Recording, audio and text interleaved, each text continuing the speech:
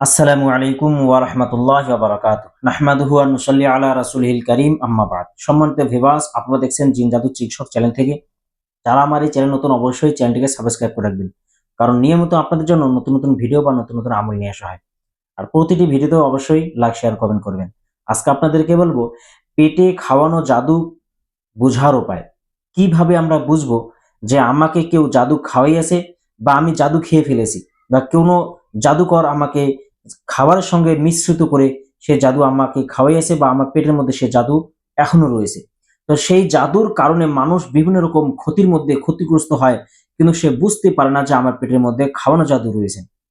এই জাদুর কারণে যে ক্ষতিগুলো হয়, এটা মারাত্মক ক্ষতি।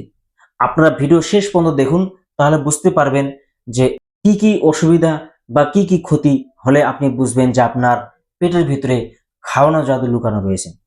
আর এই জাদুর কারণে যে রোগগুলি হয়ে থাকে, যে সমস্যাগুলো হয়ে থাকে, এই সমস্যার মধ্যে সম্মুখীন হয়ে যাই, কিন্তু আমরা বুঝতে পারি না যে এটা জাদুর কারণে হচ্ছে। আমরা ডাক্তারিভাবে ট্রিটমেন্ট করি, মেডিসিন ব্যবহার করি, একটু হয়তো আমরা লাভবান হাসিল করি, কিন্তু পুরাপুরি আমরা সুস্থতা অর্জন করতে পারি না।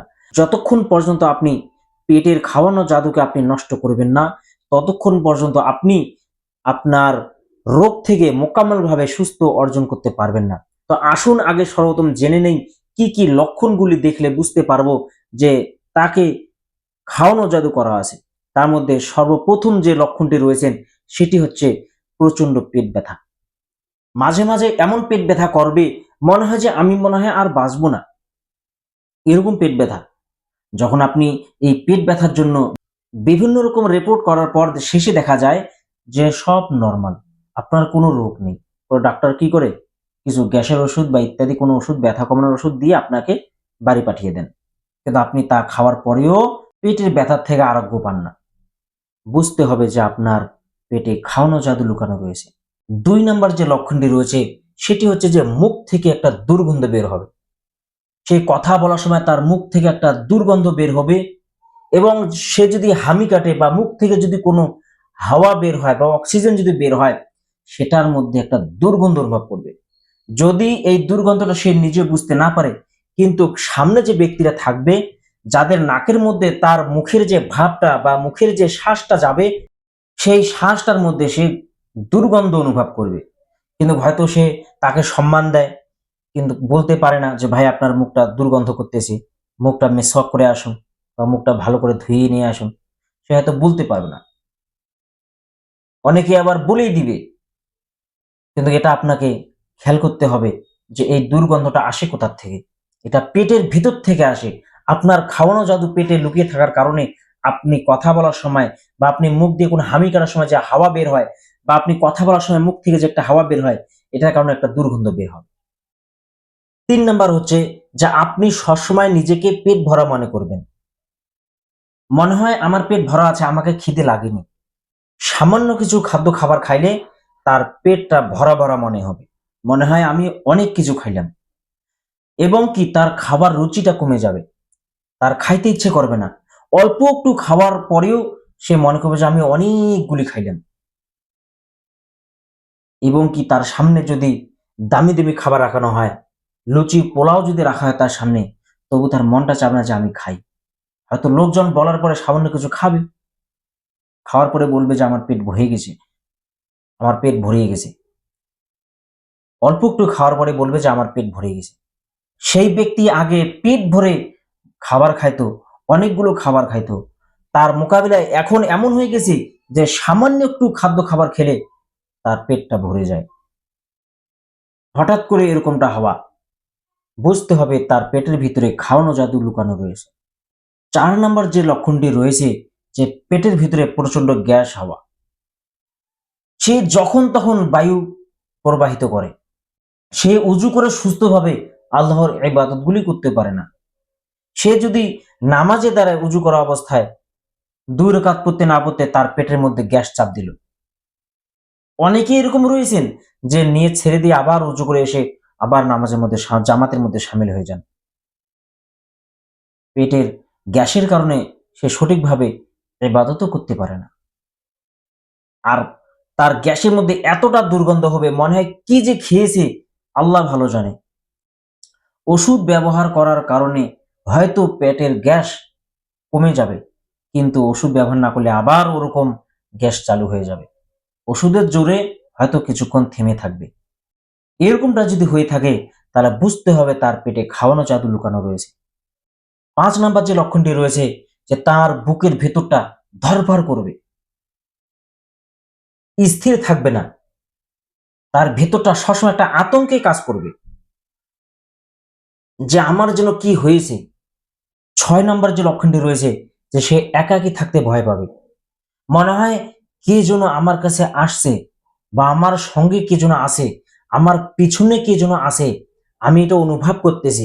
যখন দেখবে কেউ নাই, যখন সে পিছনে তাকিয়ে দেখবে, দেখবে কেউ নেই, কিন্তু তার মনটা এরকম বারবার ডাকবে যে তোর পিছনে কে যেন রয়েছে। তার একটা এরকম মনের মধ্যে ভয় কাজ করবে। 7 নাম্বার যে লক্ষণটি রয়েছেন, যে তার মাথা প্রচন্ড ভারী থাকবে। মনে হয় মাথার মধ্যে অনেকগুলি বোঝা আমি নিয়েছি, অনেক জিনিসপাতি যেন আমার মাথার উপরে চেপে দেওয়া হয়েছে। কোনো কোনো সময় তো এমন মনে হবে যে আমার মাথার উপরে বড় পাহাড় চেপে দেওয়া হয়েছে, মাথাটা এমন ভারী লাগবে।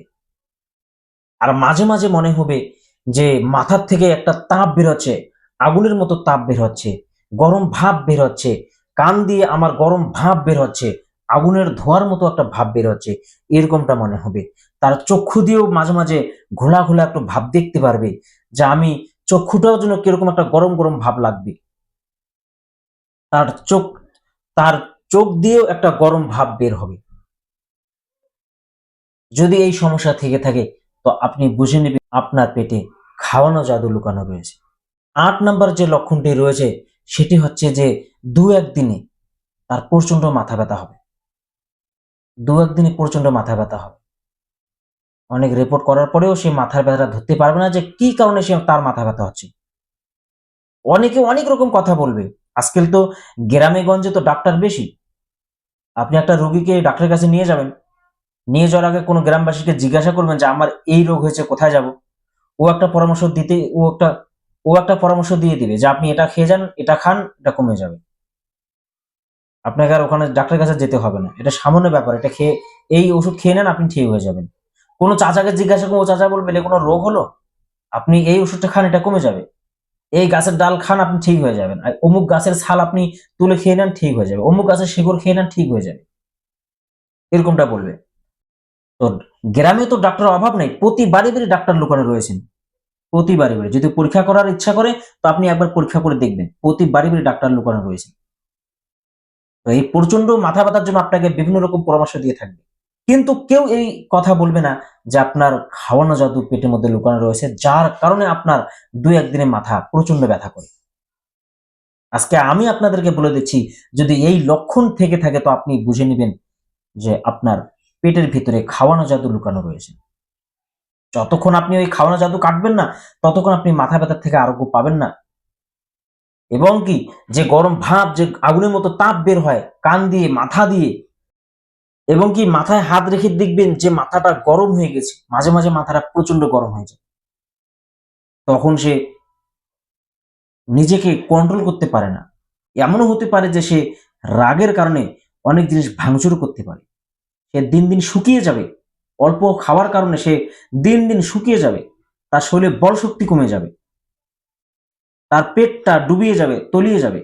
9 নাম্বার যে লক্ষণটি রয়েছে, সেটি হচ্ছে যে বুকের ভিতরে মনে হবে যে আমার অ্যাসিড তৈরি হয়েছে, অ্যাসিড। দেখবেন কোনো কোনো সময় এমন কিছু খাদ্য খাবার খাইলে যেটা আমরা ভিতরে সহ্য করতে পারি না, তো একটা অ্যাসিড তৈরি হয়। তো এই অ্যাসিডটা আমরা মনে হয় যে উল্টি আসলে বা বমি করলে মনে হয় আমি অনেকটা আরাম পাবো, কিন্তু তার বমি হবে না।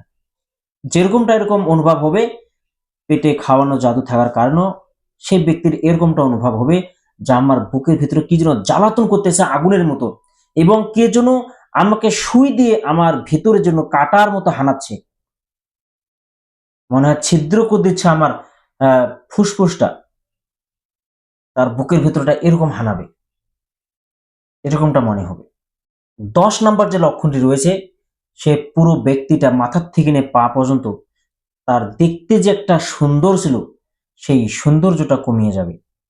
আপনি দেখবেন হঠাৎ যদি কোনো ব্যক্তি তার সৌন্দর্যটা হারিয়ে ফেলে, তাকে এখন চেনা যাচ্ছে না। আগে তোমার কত সুন্দর হেলথ ছিল, এখন তুমি শুকিয়ে যাচ্ছ দিন দিন, কি হয়েছে তোমার?